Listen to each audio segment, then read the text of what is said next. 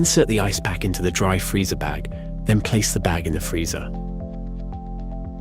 After 4 hours of freezing between -18 and -22 degrees Celsius, remove the ice pack and redistribute the gel if necessary. Caution: make sure to place the skin protection fabric between your skin and the ice pack. Insert your elbow into the ice pack, placing the tip of your elbow in the hole.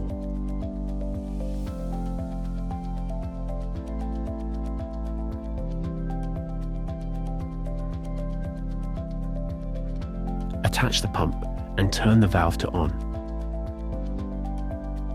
Inflate. Do not exceed 10 pumps. Turn the valve off and unscrew the pump. After 20 minutes, turn the valve on, deflate, and remove the hook and loop fastener.